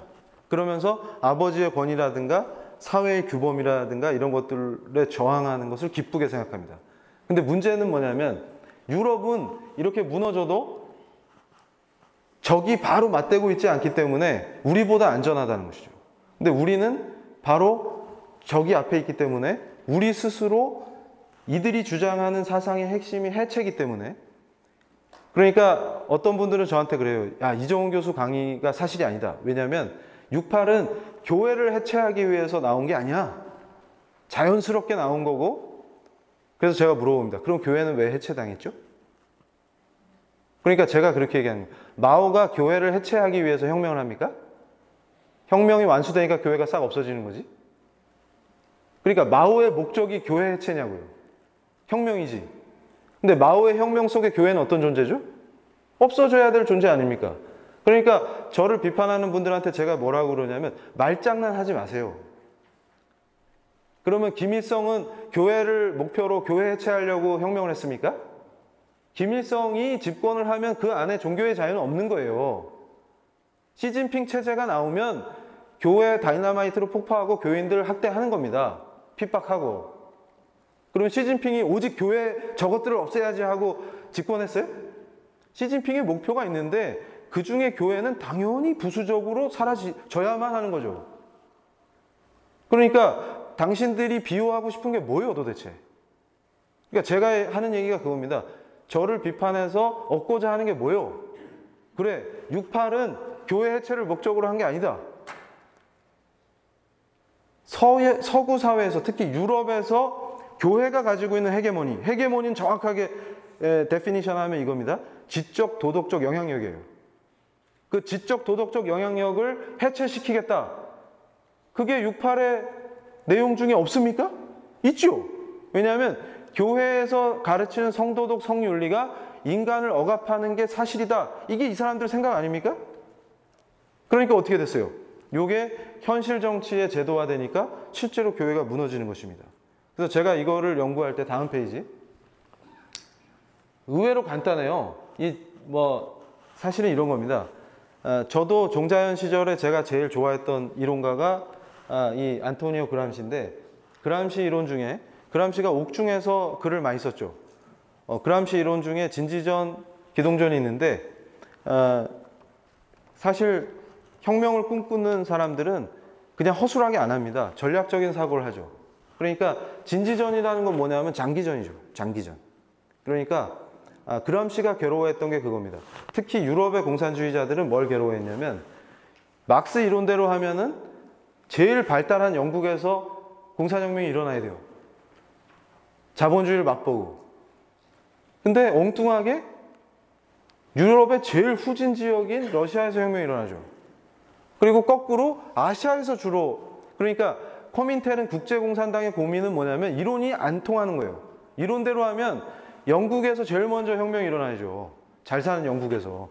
근데 자본주의 맛도 최대로 받고 부르주아들이 지배하는 걸 최대로 경험해봤는데 산업혁명도 다 겪었고, 근데 엉뚱하게 유럽의 가장 후진적인 러시아에서 혁명이 터지고, 자기들이 미개하다고 생각했던 아시아에서 중국이 공산화되고 시리즈로 공산화되지 않습니까? 그런데 왜 서유럽은 버티냐? 이게 고민이에요. 그랬을 때 그람시나 이런 이론가들이 생각한 게 뭐였냐면 치명적인 게 하나 있습니다. 뭐냐면 종교개혁의 위대한 신앙인들이 흔들리지 않는 거죠. 그러니까 프로테스탄트들이 윤리를 가지고 비즈니스를 하고 이러니까 얘네들 사상이 안 먹혀요. 그리고 애덤 스미스가 얘기한 것처럼 크리스찬들은 자해가 있기 때문에 공동체가 통합이 됩니다. 그리고 교회가 그 도시의 중심 역할을 하게 되면 거기서 사회 통합 기능을 가져버리기 때문에 인간의 이기심을 인정하지만 우리 죄된 존재니까 그게 조정되고 이기심이 극대화되지 않도록 컨트롤해주는 사회 윤리가 생겨요. 그게 탁월한 종교개혁의 윤리 아니겠습니까? 그러니까 심지어는 정치가들조차도 막스 베버가 얘기한 책임윤리가 어떻게 가능합니까? 독일 정치가. 그게 어떻게 가능합니까? 그러니까 제가 놀라는 건 뭐냐면 우리도 기독교가 들어온 지 100년이 넘었는데 책임윤리를 생각하는 정치인이 없잖아요. 근데 서류에 적어낼 땐 다 기독교라고 써요. 이거 어떻게 된 현상이냐 이거예요. 그러니까 혁명 당하게 생기는 상황이 되는 겁니다. 그러니까 무슨 얘기냐면 서류에다가 기독교라고 쓰는데 프로테스탄트인 적이 없어. 그러니까 청교도라고 주장했는데 청교도 윤리가 뭔지를 몰라. 제목은 청교도 수련원인데 청교도가 뭔지를 모르는데 어떻게 청교도가 됩니까? 그러니까 청교도 윤리를 할 수가 없잖아요. 토크빌이 뭐라 그랬어요? 프랑스 혁명을 해서 그 난리를 치고 사람을 다 죽였는데 우린 왜 안 되냐? 9개월간 미국을 돌아봤는데 시골까지 자치가 되더라. 이게 어떻게 가능하냐? 이게. 사법부를 봤더니 배심원이 판단을 하는데 이 사람들이 자기 일 다루듯이 진짜 열심히 재판에 임하더라. 이게 어떻게 된 거냐? 저 사람들이 그냥 일반 시민이다. 전문가고 엘리트가 아니고 어떻게 된 거냐? 그래서 토크빌이 뭐라 그랬습니까? 모럴, 습속이 있어야 민주주의가 가능하구나. 미국이 특별한 이유가 뭘까 그랬더니 동네마다 교회가 강력하다. 그리고 이 사람들이 청교도 신앙을 갖고 있고 청교도 윤리를 갖고 있기 때문에 자유민주주의가 작동된다. 그러니까 제가 깜짝 놀란 게 연구하다가 이승만 박사님이 뭐라 그랬습니까? 교회가 왜 정치의 근본이다 이렇게 표현했냐면 일본이 항복한다고 무조건 나라를 세울 수 있는 게 아니지 않습니까? 건국은 해야 되겠는데 민도를 보니까 이게 가능한 게 아니에요. 공화국이 불가능하지 않겠냐. 그러면 다시 왕정할 수 없죠. 그럼 어떻게 해야 돼요? 교회가 먼저 인간다운 인간, 도덕이 뭔지 알고 습속이 다른, 차원이 다른 시민을 길러내지 않으면 공화국이 불가능하고 자유민주주의가 작동이 안 되겠구나. 그걸 깨달으신 거 아닙니까? 그래서 제가 회심 전에는 그렇게 왼수같이 여겼던 이승만 박사 갑자기 야 이렇게 뛰어난 그분이 종교개혁을 정확히 이해하고 계셨다는 거예요. 그래서 뭐라고 얘기하냐면 루터 씨가 시작한 이 개혁으로 변화되고 새롭게 된 인간들이 출현해야만 자유민주공화국이 가능하겠구나 이렇게 얘기합니다. 100%. 이 토크빌이 얘기한 게 이거다. 그러니까 무슨 얘기냐면 프랑스가 혁명 이후에도 왜 저급한 정치를 할 수밖에 없었냐. 그래서 결국은 나폴레옹이 나와서 진압하고 오히려 거꾸로 가는 거죠. 시계가. 근데 어떻게 해서 영국과 미국의 정치는 명예혁명 이후에 이렇게 탁월한 길을 갈 수 있었느냐. 고민해 보니까 답이 신앙이더라. 이거. 그래서 자유는 도덕성 없이 불가능하고 도덕성은 신앙 없이 안 되는구나. 그걸 설명한 겁니다. 그러니까 제가 기독교인이 된 뒤에 얼마나 이게 우리 신앙의 역사가 위대하고 자랑스럽구나. 그러니까 결국 서구 정치가 탁월하게 만들어낸 공화주의, 헌정주의, 자유민주주의의 본질이 종교개혁에서 다 나오는 거였구나. 그리고 그 헌법이 보장하는 기본권을 누리고 살 수 있는 그 자유의 제도적 기초가 칼빈에서 시작해서 칼빈의 후계자인 베자, 알투지우스를 건너서 미국까지 와가지고 미국 헌법으로 실현된다. 이걸 정확하게 이해하게 되는 것이죠. 자, 이 정치적 흐름 안에서 탁월했던 것들을 부작용 몇 개를 과대하게 포장해서 어떻게 전멸시키느냐. 그러니까 저는 그럽니다. 영국에서도 산업혁명 이후에 부작용이 얼마나 납니까? 그럴 때 웨슬리 같은 탁월한 리더가 나타나죠. 미국도 조나단 에드워즈가 1차 대각성 운동할 때 뭐라고 했습니까? 지금 미국의 상황은 총체적 배교 상황이다 이렇게 얘기하죠. 그러니까 제가 깜짝 놀란 게 조나단 에드워즈가 총체적 배교 상황이라고 비탄에 빠져있는 미국에서 대각성 운동이 일어나는 겁니다. 그러니까 결국 회개와 말씀 중심의 신앙으로 돌아가는 대각성 운동이 확 불붙은 다음에 미국이라는 나라가 세워져요. 독립합니다. 미국 헌법을 만들고. 그 과정을 공부하다 보면 이 신앙이 정말 위대하구나. 그러니까 대각성 운동을 하고 있고 조나단 에드워즈 목사님 같은 분이 탁월한 설교로 시민들을 깨우고 있는 데서 이 친구가 어떻게 혁명을 성공하겠습니까? 그러니까 제가 그걸 깨달은 거예요. 뭐냐면 우드스탁 페스티벌에 미쳐있는 젊은이들이 있는 반면에 미국의 기독교 학교에서 캠퍼스 부흥이 확 불타가지고 학생들이 막 회개를 하고 음란했던 죄를 자복하고 예수님이 왕이라고 고백하고 뭐 이런 일이 벌어지니까 은혜 받고 나오는 친구한테 야 혁명하자 그러면 말이 안 먹히죠. 그걸 왜 하는데? 이렇게 됩니다. 그러니까 혁명이 안 돼요. 그러니까 어떻게 해야 됩니까? 진지전을 벌이듯이 침투해서 서서히 장악해 나가라 그겁니다. 그러니까 지금 어떻게 된 거예요? 교회가 아까 후터와 라가츠니, 기독교 사회주의니 이런 걸로 어설프게 공부한 사람들, 예수님이 역사적 예술한 운동 이러면서 말씀을 부정하고 예수를 부정하는 자들이 교회에 침투해가지고 야금야금 먹어 들어가는 거죠. 이게 진지전입니다. 그러니까 굉장히 장기간 침투해서 장악해 들어가는 거죠. 그러면 우리가 빛과 소금의 역할을 못하니까 먹혀 들어갈 거고, 이게 박자가 맞아 떨어지고, 그 과정에서 절정적으로 우리가 약해질 때 특수부대가 가서 확 점령하듯이 하는 게 기동전이에요. 그러니까 진지전과 기동전을 때에 적절하게 펼치면서 장악해 들어가는 겁니다. 그러니까 무슨 얘기냐면, 그람시의 주장은 종교개혁이 전통이 강하고 신앙의 힘이 강하고 교회가 그 도시의 중심에 있어서 사회통합 기능을 하는 지역은 진지전과 기동전을 병행하지 않으면 점령할 수 없는 것이죠. 그래서 이걸 체계화시킵니다. 다음 페이지. 그래서 이제 갈 길이 먼데 벌써 시간이 다 돼가서 5분 안에 제가 딱 정리하겠습니다. 그래서 68이 등장하고 전문가들은 또 그럽니다. 제가 이런 얘기하면 이 교수 얘기대로 여기서 나오는 이런 유명한 철학자들이 68과 직접 관련이 있는 게 아니고 68은 청년들 중심으로 펼쳐나간 건데 그렇게 설명하죠. 근데 저는 그렇게 안 봅니다. 뭐냐면 청년들이 설치고 정치적 판이 깔릴 때 사상가들이 출연해야 이게 체계화됩니다. 그러니까 68의 정신이 더 강화되고 법과 제도로 나올 수 있도록 뒷받침한 많은 기라성 같은 철학자들과 사상가들이 등장했다는 것이죠. 다음 페이지. 그래서 제가 주목하는 사람 중에 특징이 이분입니다. 비렐름 라이인데 성정치 성혁명의 원조죠. 그래서 전남대 윤수종 교수님이 이 라이를 거의 번역해가지고 한국어로 번역해서 지금 청년들이 많이 읽고 있는데, 라이가 처음에 등장했을 때는 사실 별로 이 소련 공산당이 청년들을 못 읽겠어요, 이 책을. 왜냐하면 성에 빠지면 혁명 동력이 떨어진다고.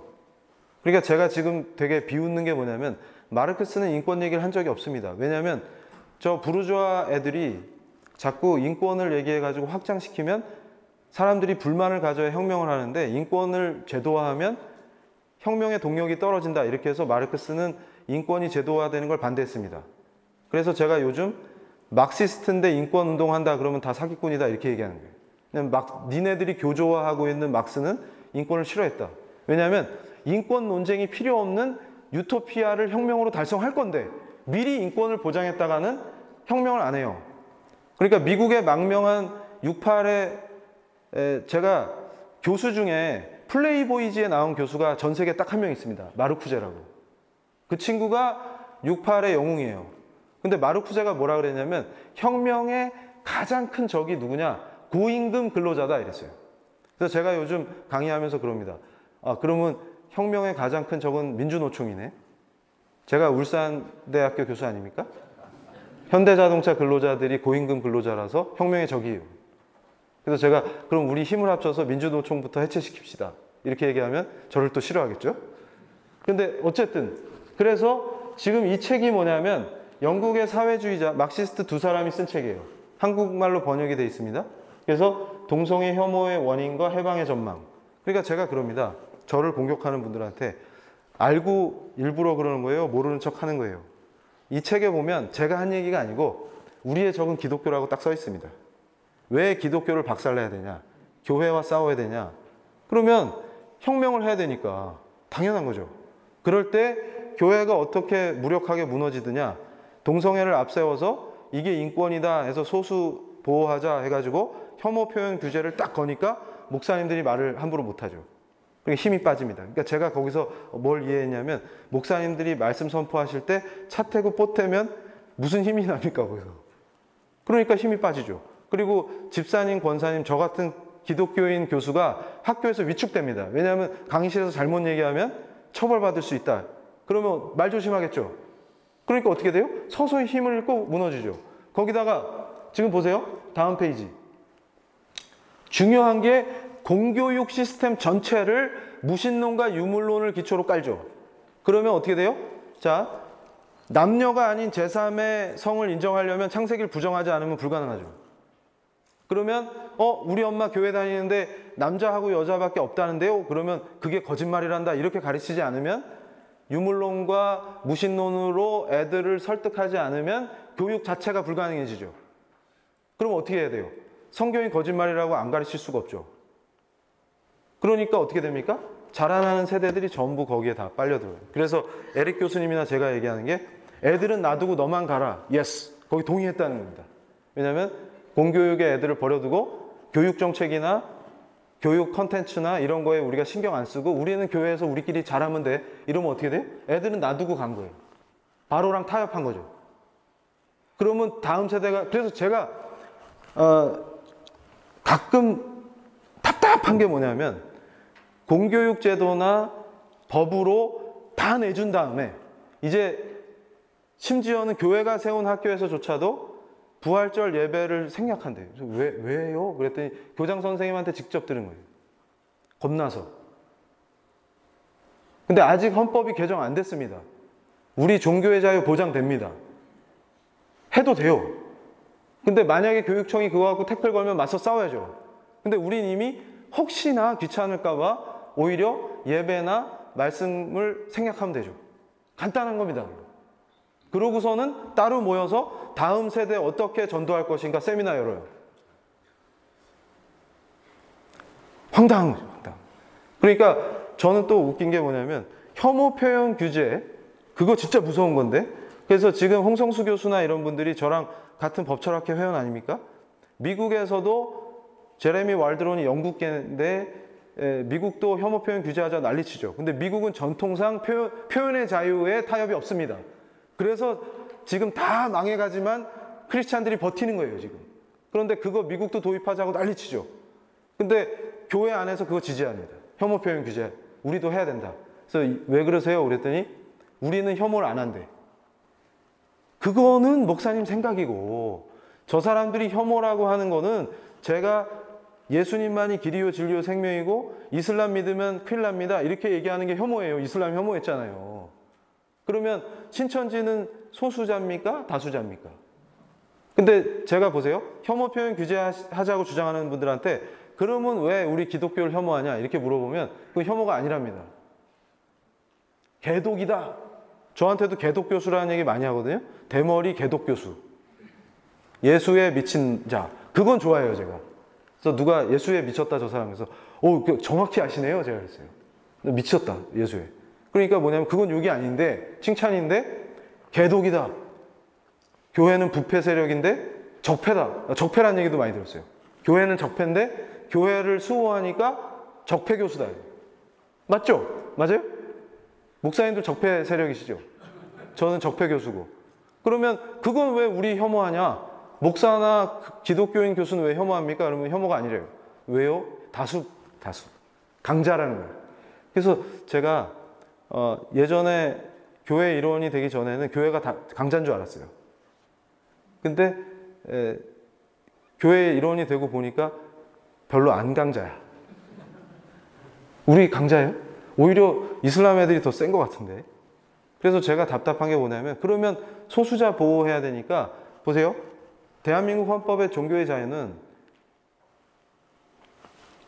선교의 자유를 당연히 포함합니다.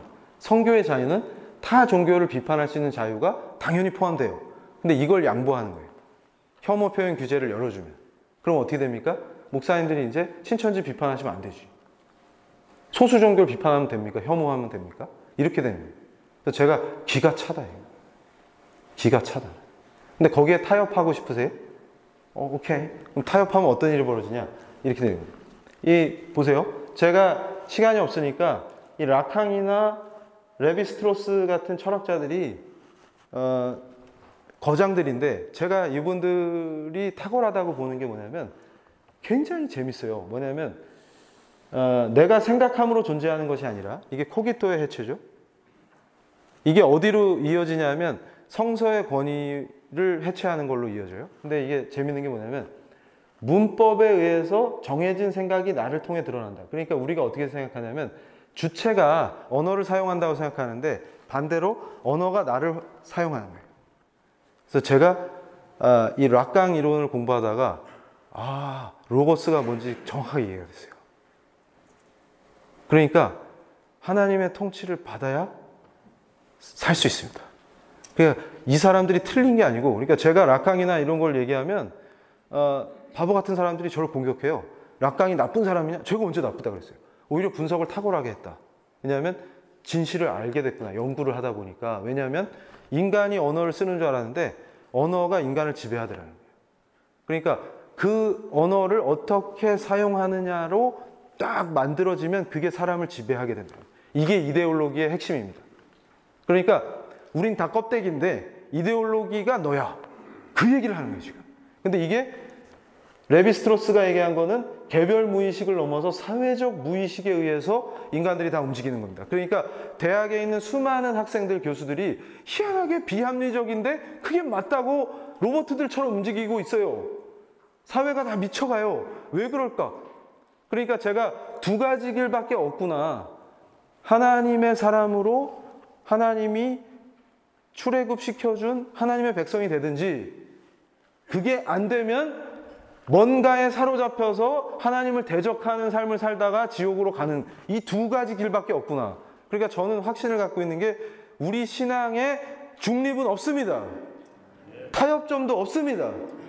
그러니까 제가 좌파 교수 중에 하워드 진이 뭐라 그랬습니까? 역사학자가 달리는 기차에 중립은 없다라고 하지 않았습니까?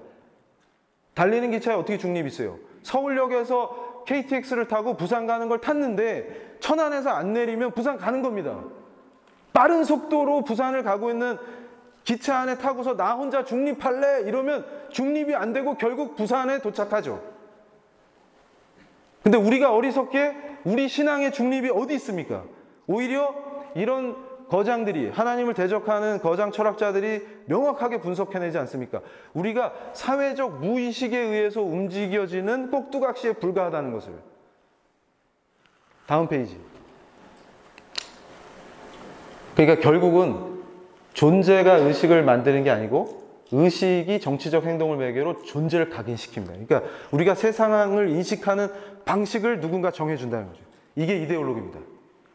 그래서 저는 말씀 중심의 신앙으로 우리가 하나님의 통치를 받지 않으면 저쪽에 가서 노예가 되는 것이죠. 그러니까 저는 확신합니다. 뭐냐면 동성애가 인권이니 낙태가 권리니 이따구 소리하는 사람들의 특징이 뭘까? 예수를 주로 시인하지 않는구나. 지가 주인이거나 지가 공부한 락강이나 알티세르가 예수님보다 높구나. 간단합니다.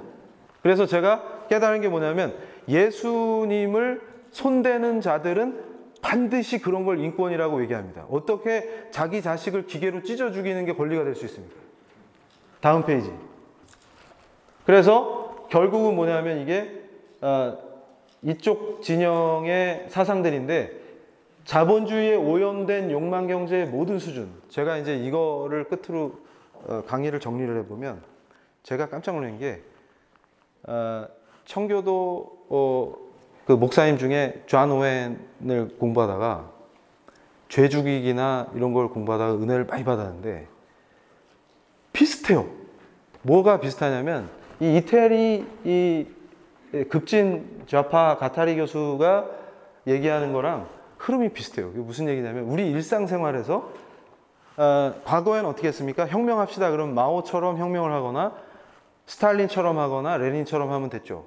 근데 그러니까 인간이 해방이 안 된다는 거예요. 그럼 어떻게 해방하냐? 그랬더니 일상생활에서 생활세계에서 자본주의에 물든 오염된 내가 어떤 욕망을 딱 일으켰을 때 그거를 그냥 받아들이지 말고 저항하라는 거예요. 생활세계에서. 그러니까 가령 이런 거죠. 자, 기독교의 가르침이 있습니다. 절대 음란하면 안 되죠. 그래가지고 간통하지 마라. 이러면 부부의 윤리가 있죠. 그러면 한 남자와 한 여자의 결합으로 이루어진 아름다운 가정을 지킵시다. 그 마인드를 갖고 있어요. 그러면 뭐예요? 그런데 갑자기 욕망이 딱 일어나. 그럼 이거를 어떻게 합니까? 우리는 억제하죠. 그러니까 두 가지 길이에요, 딱. 그러니까 존 오웬식으로 죄 죽이기로 가느냐, 아니면 그걸 얽어매고 있는 제도를 깨부시는 혁명으로 가느냐. 그러니까 어떻게 합니까? 한동대에서 무슨 강의했어요? 성매매가 왜 죄냐? 자유롭고 좋던데. 그래서 성매매 하는 분을 강사로 초청한 거예요. 기독교 대학에서 학생들이. 그걸 총장님이 징계했더니 인권 침해라는 거고. 폴리아모리가 뭔지 아세요, 목사님? 자기 집에서 여자가 셋이든 남자가 셋이든 뭐 아무렇게나 사는 거예요.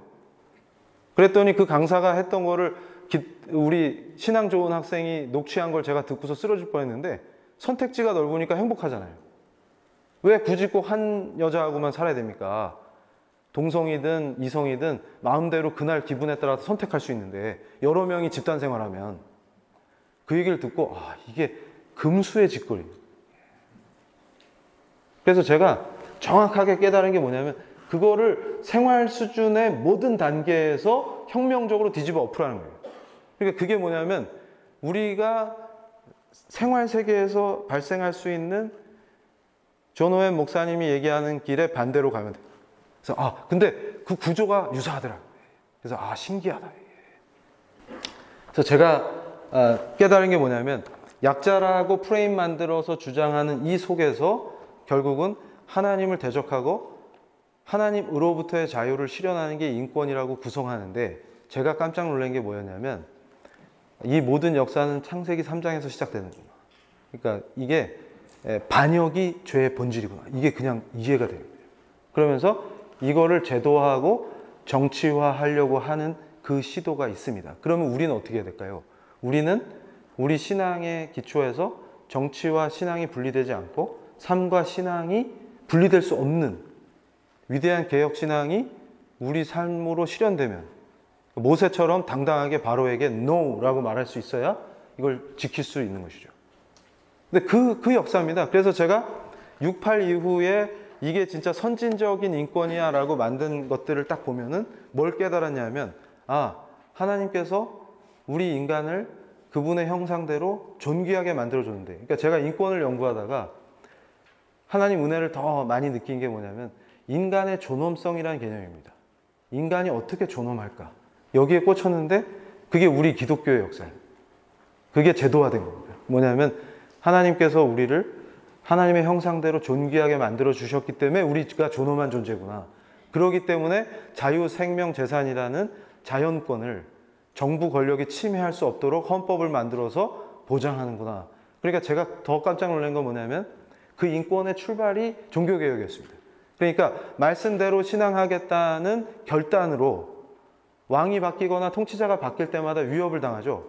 그러니까 아예 법으로 이걸 기본법으로 세팅해서 우리 신앙의 자유를 침해하지 못하도록 제도화하는 데서 헌정주의가 시작됐습니다.